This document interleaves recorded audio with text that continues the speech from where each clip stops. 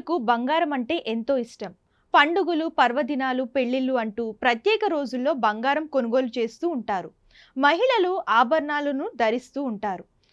ఇటీవల కాలంలో పురుషులు సైతం బంగారు ఆభరణాలు ధరించేందుకు ఇష్టపడుతున్నారు. అలాగే సురక్షితమైన పెట్టుబడి సాధనగాను బంగారం మారడంతో ఏడాది పొడవునా పసిడి కొనుగోలు భారీగా జరుగుతుంది. అయితే ఈ ఏడాదిలో బంగారం ధరలు ఆకాశాన్ని అంటుతున్నాయి. ముఖ్యంగా అమెరికా అధ్యక్షుడిగా డొనాల్డ్ ట్రంప్ బాధ్యతలు చేపట్టిన తర్వాత తీసుకుంటున్న నిర్ణయాలతో బంగారం ధరలకు రెక్కలొచ్చాయి. మార్చి 15వ తేదీన బంగారం ధర సరికొత్త రికార్డ్ నమోదు చేసింది. అయితే ఆ మరుసటి రోజు కాస్త వెనక్కి తగ్గింది. అదే ధర వద్ద ఇవాళ అంటే మార్చి 17వ తేదీన కొనసాగుతుంది.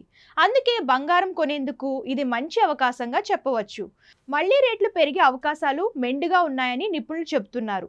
హైదరాబాద్లో స్థిరంగా బంగారం ధరలు.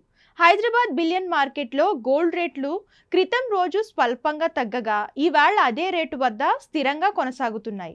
ప్రస్తుతం 22 క్యారెట్ల గోల్డ్ రేటు 10 గ్రాములకు 82,200 వద్ద ట్రేడ్ అవుతున్నది. ఇక 24 క్యారెట్ల స్వచ్ఛమైన బిస్కెట్ బంగారం రేటు 89,670 వద్ద స్థిరంగా కొనసాగుతుంది. 2 రోజులుగా స్థిరంగానే వెండి రేటు. హైదరాబాద్ బిలియన్ మార్కెట్లో బంగారంతో పోటీ పడుతున్న వెండి ధర 2 రోజులుగా స్థిరంగా కొనసాగుతూ ఊరట కల్పిస్తుంది.